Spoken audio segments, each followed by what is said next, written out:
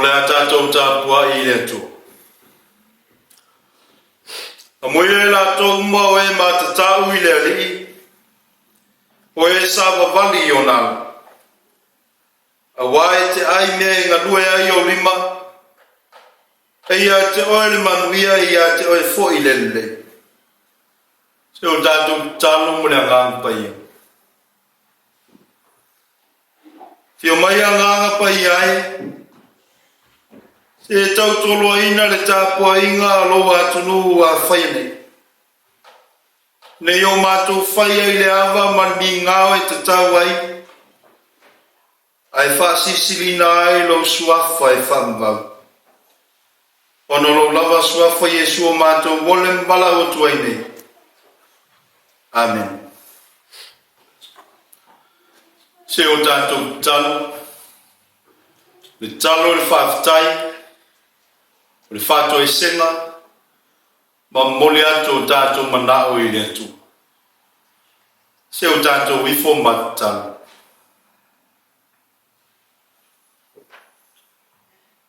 Lele ielo mātou te mai whamvau, wa mapu mai lo atunu I whaiwa matiu te o nei aso. Ai o mātou whaafitaia ma patipatia la o fio. Ono wa au la veai mo wa au whaapalipale. Na e taui mai a pelepele ae so I fuolo wa atunu. Au whea ngai whaiwa matiu te whalimalo. Whaiwa whalikalesia. Whaiwa I tutono nu mafio anga I ainga. O I lātou na wha ele tai mga ngau le wau. Ngata I leo o mātou whanau foi sa whea ngai ma o onga. O I mātou foi na mapuane ma maloloi tutono mātou ainga. Nai o mātou te mā matina mātutua. Na pole fala maula le mulila. Ma tapua ia whaiva o lo watu. E vi ala o fio wa ele aia se talo vale o whakopole ina ai lo mātou wola. E ui lava le tele o vevese ve sia ai so I fua ma le savalinga lo watu nu. O lo malutau e pea I lau taita inga manu. Pavetai I lau fio I o manuia. Wa e la ei ai le tangata. A o manuia wa e tuto mai e whata mau ai na ai lo mātou wola atiae. Ina ia tu mātie le tangata. Ina ia aua lawa ne o mātou wola whalolo ma o la mātitimu. Pavetai I lau fio. Manuia lo atunu I lau tau singa. Mai lava I maua te tele se o lava I maua iti. Ai mai so le ola whilinga ma le ola sa ili atu I lau fio I so se whaiva ma so se tiute. Ina ia e manuia whaiva o tangata. Awa se manuia nga I luma o lo malo. Ia lau fio. Iaua fio ma pai a lo fai pea ma tai tama le so I fua mo lo mātou wola. Ina ia manino pea la mātou wa ai ma le sila I lau fio e ala I ala fua wai whatatia. Ina ia tonu masao le savalinga lo watu. Le anga pai a malan soan sili. Tau tolua ina lo mātou le taunga le mu, po le taunga le mu, le tane o tai. Au tai me lutia ma vesia I mātou I whawhita au ni SS. Si siri le nganga o le whawhitai o le tongiola I tasi e afi. Ta pena ina Yesu Keriso. Ina ia whapena o na ola le sala le pauta. Panga lawan tamaa. I le ato toa o mātou whaiva. O I mātou a vea mataita. Awale tonu masao la mātou savalinga. Wana o mātou tau ma whailo atu. Lau fio ma lofi na ngā. E so se tofi ma so se whaiwa wa e whilwhilia ai mātou. Awale tu sa lava lofi na ngalo mātou wa mionga mātou te sāwa wali ai yaso whaiso. Wa lava o mātou se mo mātou whale tonu. Mātou te talo le toto pa iyo Yesu Keriso. Ina ia mamā ngalo ai se o lo atunu. Ai maise o lau whanau lalangi atu. Ina ia watu ai mātou le mawhtanga wawa malau fio. Nei se io o le whamba. O lau fio e malia ai o mātou manao i so se mea leila. Talo ye whamanuia ia Samoa malana whainga mau. Ye iailo wanga le lei i ona taitai. Ye moa le tō whā ma le utanga lo loto e taitai ai ma le tonu.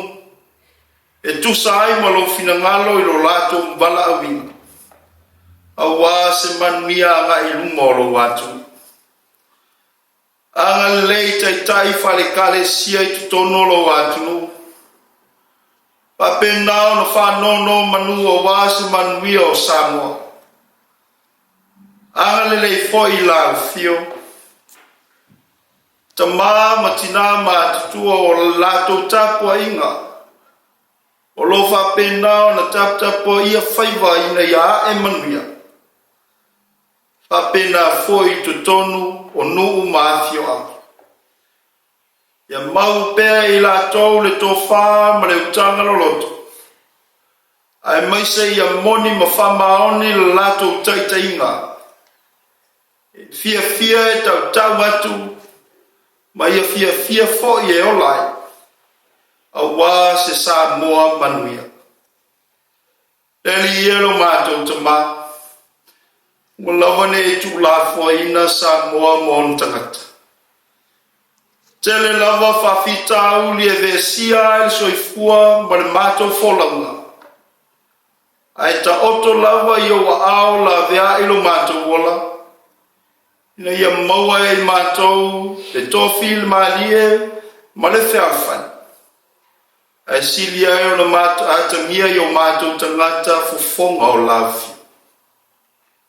Anga le leia te lātou o fia mana mia lafi soswani. Mātou te mana tua foi, i lātou o fia mana mia lafi soswani o fia ngaima maftianga le lalai. Ia whapenao no o atu ia i o wa ao lavea. Se taime o mātou whanumolongo i lo whetalai mai le lie. La unga mai lau fio e la mai lau o una whatawane. Se a se whe au tau moli moli. Ina ia ta au soai le wholaunga a lo atu. I o atu ai le whasisilina lawa o lau fio. Nei, e o le whaambau la. Mātou talo ia, a tasi matalo le leoa i tutono le tangata la vai. Mātou te ofo ina whaatasi atu i laufio. E whaia lawa lo fina ngalo e awa lawa o mātou loto. Una lo lawa suafa Yesu. Amen.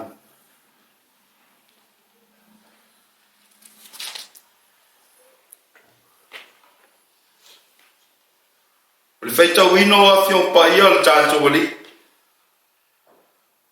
Tuswi filia mo i tātou il nei afiafi. Mo mai lea i le tala leifa mawina e mātai o lonu tau pelua sumantonu.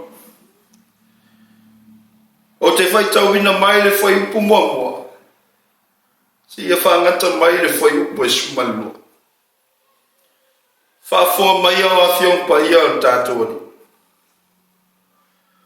Ona whetara i atua i leo Yesu le motu o tangata maona so. Ua te le au tusi upu ma le au farisaio i no fō mose.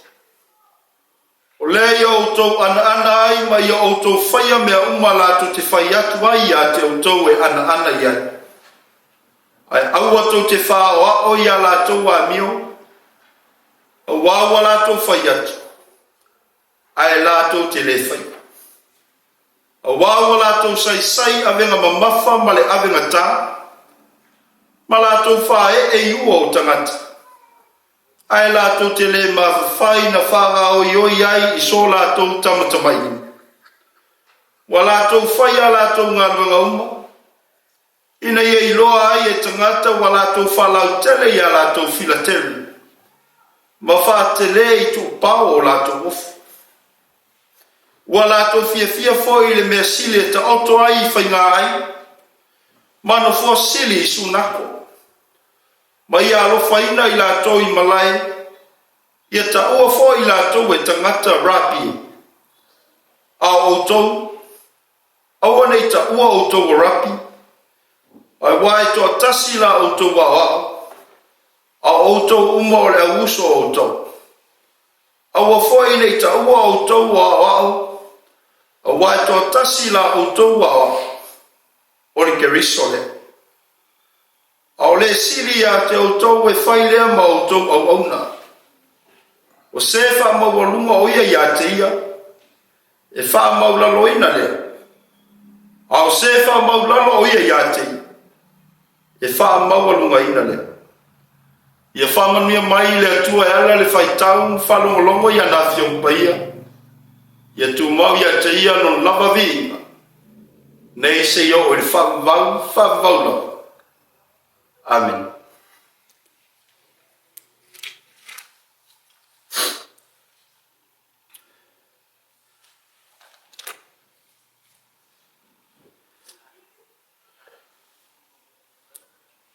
O le launga i le suafa malo le atua le tama, le alo ma le angang pai.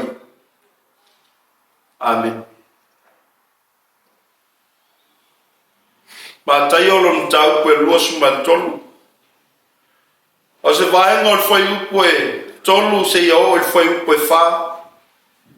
O te whaunga ina e whai mamutua. Ai aua to te whaoa o ia lātou a mio. A wawa lātou whai atu ai lātou te le whai.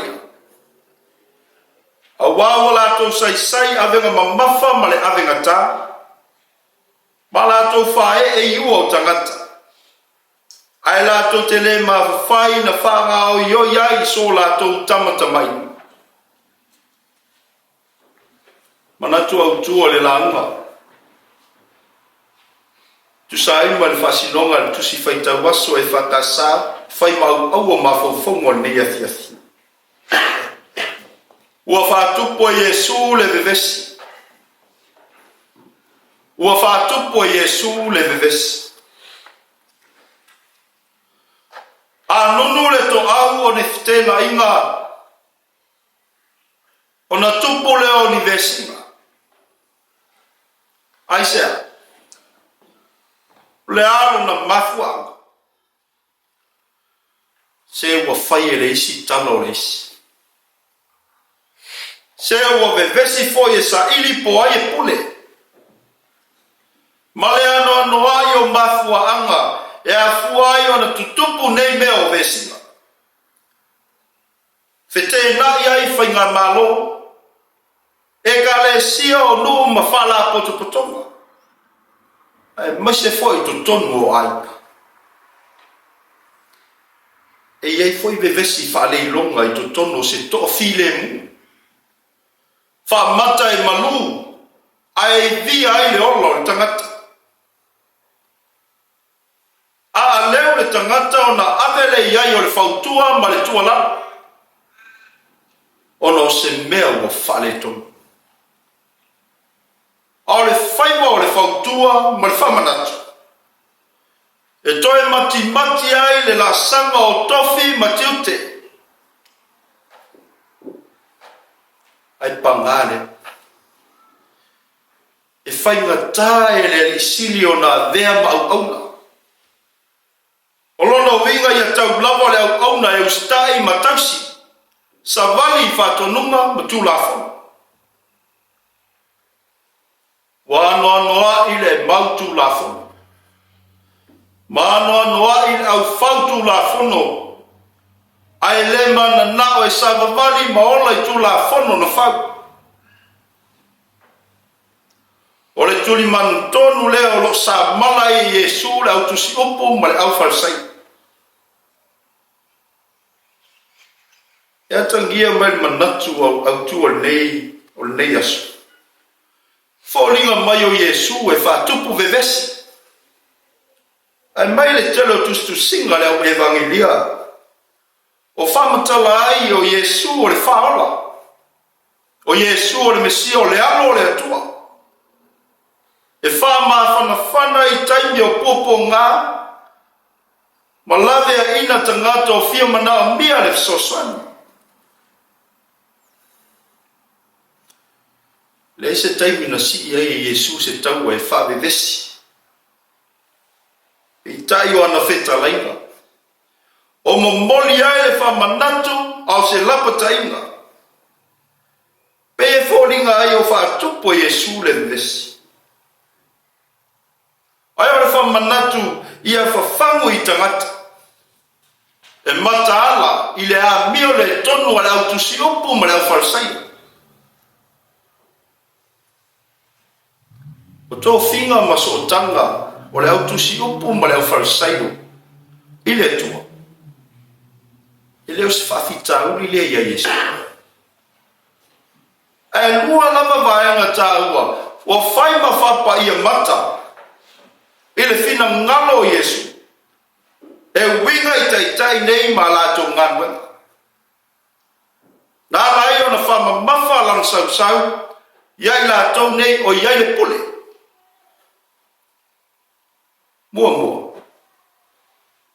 O i lato nei e fia ia o tangata i le tulafa. Ai le savavangi i le tulafono. Tau e whai upe lua e o e wha. O le whai upe lua ma le vaenga mua le whai upe to. O le wha ata le o whaiva le au tusi upu ma le au whalsaio. E peisa i o lato e wha manatu ma wha i loe le tangata le tulafa. E fia e tau atu. Ai a soli e tangata le tulafa. O i lato lava nei e whaasalaina le tangata. Ai a lato. E tai mo leo nga tasi le tofi o le whawhau maa o tulafa. Ma le savali maolai. Leo wha manatu wha pula Yesu le moto tangata. Aua tau te wha wao ia la tau wa mio. Wawa la tau whaiatu ai la tau te le whaia. O le mea lewa ma mafi ai le sio manga o tātou wola ai Samoa. Wae le fuatasi se malo po se kalesia. O se fala potopotonga ma so se maftanga. Wana o le whawhau o tai ala whawhau o tu la whono. E unga tae o lai. E musu wa e savalia. Manako e o lai isi. E unga tae o lai. Aua to te whaoa o ia lātou wāmio. O lona winga o whamanatu Yesu. Aua whaoa o ia mio leo wharsai o mreo tusi. Aisea. O lea mio e lea ngai mea.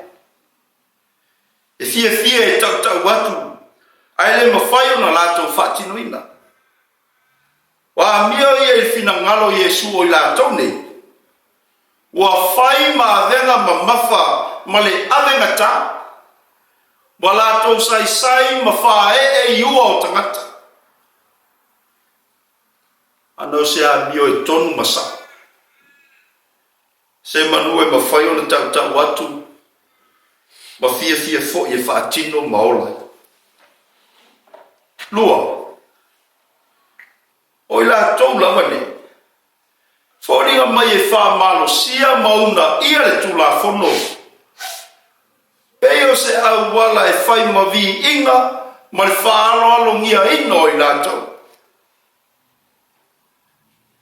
Ta ua le whai upa e limba e o le fitu. Le isi le vaenga ta ua o le wheta lainga Yesu, ia whamanatu ia i lātou ne.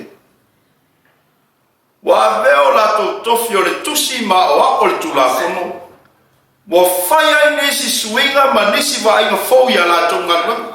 I'm having a problem with the connection. Please try again in a little bit. Ina ia vi ia ma whānalongia i lātou e tangata. I malai ma sokse no whaka. Tala Yesu wa lātou whalau tele ia lātou filateri ma whātele i tu pao lātou ofu. Ia o le filateri o stamai ti pusa lai titi whata whala. E tu wai tu tonu le tu la fono. E mai e fusi o lātou mwau, pe fusi o lātou lima avali. Al whetalainga Yesu, wa lātou whātetele, a lātou filateri. Lona wingo o tetele lātou filateri, ona wo whao po opo ai foi ma lātou foi tu la fono. Pena foi ofu tala loe la e ai lātou nei tō whingo wa nganue. Wa lātou whaasili ma whaatele o lātou tupau. Po whea nama ea ngai ai to tonu le ai ma so se no whaanga i lātou ne. E fusi lawa le filateri, ma la e le ofu tata puvai. Ina ia whai ma whamanatu i tangata, ia tautua nāle tu la fono. Ia tausi tu la fono, ma ola tu la fono. Pe tai o le tupuolo nā tia mai ai. Ia vi ia ma whama manuina i lātou e tangata. Ai leo le atua nā fuai. O le tangata e sa ili di inga ma sa ili mama. E le whainga tā lawa noi. E loi a lātou wanga ma lātou wamio. E vetala Yesu o i lātou i e fia i me sigi. E ta o oto ai i whainga ai. E fia e sa whai no fosili i sunako. E fia e wala au i lātou i tangata rapi. Le vai inga le o to i lalo ai lana. E peo na whama ite ma whama natu e Yesu. Ina ia manino ai lātou o lo ola whātasi ma nei mala. Ma natu lava e sako matonu me o lātou whaia. Ma o ai tangata i aso whaiso. Ai ua tau ma mau se lava ma finangalo moni o le atua. A whai ua to whaina tangata i tofi mai atua. Ia whai ma le loto maulalo. Ia whai ma le awa. Ia whai foi o i tātou o ni au auna. Manatua Samoa e umalava uile ula. E ei foi nisi e whaua wina tofi. Ai ale sao na wa o mwhata oto i angatua. Ia o ngā tusa marfina ngalo leto. Na peia leo se la au e tu ai o ia. E vitala Yesu o se wha maurunga o ia i ati. O na wha maulaloina lea. Ao se wha maulano o ia i ati ia. E wha maulunga ina lea. O ala ia wha Yesu. O ala e ta pena mai le loto maulano. O na wha e ina leo le tangata. O whaia ma le wha maoni lo na vala awina. E ua ne ia vea le atamai. E ua foi ne ia vea tofi. Ua ngalua ai. E ta fili sau noa ma wha maua lunga ina ai le ola fia vi ia. Ma sa au loto ina. Ai ngalo ai lo na uso atua ai. Sa moe o le fe au leo le tala le e mati ai tātou sabari. E le fe silingia le anoa noa i o mau vevesi. Ua lo fia ai le sio manga o tātou fulau ai. to tono le malo mana fai, to tono le kalesio nuo ai, so se fa la potopotonga o ngalwen fo. A leo feta la itu sa o lava Yesu. O le autu si upu ma le au farsai. O i la tō e fie e ta whamanatu i tangata. Ai wale tala fia ngai ma mea o ola. Wale ta oto tonu ai fina ngalo le atua i loto tangata. Ai wala tō whati e tie. Masai sai avenga mamafa ma le avenga tā i ua o tangata. Ia tau ma maulawa i tātou ma nio whapea. Awa foi nei whai i tātou o ni tai e wha mamafa. Masai sai avenga mamafa i ua o tangata. A whai wa tofa ina le atua lo tātou wola. Whai lo atu ai lonu fina ngana. E so se tiute ma so se tofi. Ia whai ma le loto maula. Ia whai ma ala e ola ai le angala. Ma ola ai le istangata. Fia mana o nia le fisoswa. Ia whaatino mo le atua e awane i sa ilia ai so tātou viinga. Ai alo o amo e isi o tātou uso le polo. A whai foi tātou te whamanatu mo whaatonu atu. Isi na ia usi ustai. Ia tau la mua i tātou. Ona sawa vali ma usi ustai. Awane ngalolo sila mata nofo le atu. O iai le ata le lei o le taitai. Ma le ata sili o le tulafono. Ina ia ola whapaia ina. Ami o sao. Ma ola manbia o tangata. Whetalai ngai Yesu e pere o na mai e au aua nei asu. E toi whamanatu mai ai tātou. Mo whai ma taitai. Whaatino ma le whamaoni o tātou valawi. O na le tau matea lea o se Samoa e manbia. Ma whialo whani o tangata. O Yesu ke riso o le whaateitai nga sili. O le taitai e tausi ma sa pali tu la fono o lom tama. Mea lea na inosia ai e la tonei. Ma la tau whaavevesi loto tangata. Ia te e le fina ngalo moni o le tu. No lawa ina whasa ataroina. Ma natu i la tau. O le taunu unga lea. Ma o le file e mu moni lea. Aina whato i laloina i le atua le tu la fono le sa o le tangata. Ina wato e tu manu malo mai le oti ma le tunga mau. Wha mauti no ai i le tangata. O Yesu o le ali o le tu la fono. O Yesu foi. O lo iai le tai sili o na le. O lona toi tu man malo le fai longa lo tato man malo fa tasi mai. I lona malo e famba. O no Yesu. Amen. O le atato pese tol se la lua su malfitu.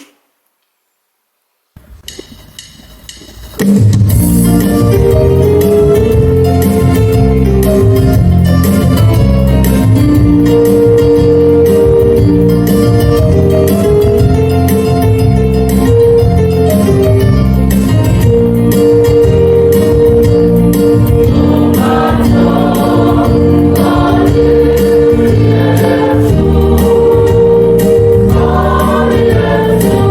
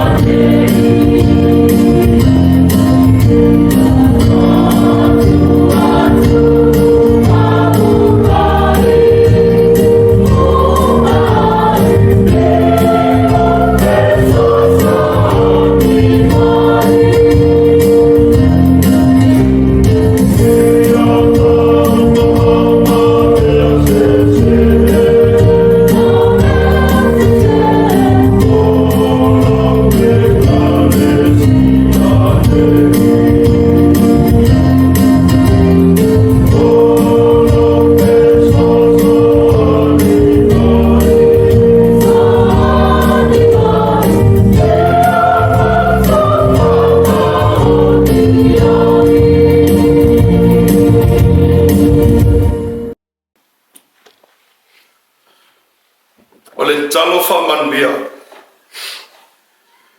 O le manuia o file mua lau fio le tua lo mātou tama. Le alof sisi le eso Yesu Keristo lo mātou li ima lo mātou whaola. Maftanga le moksia malau fio ngang pa iai. Tu mau mai le lunga ilo watunu o Samoa mo mātou tangato. Malau whanau la langi ato.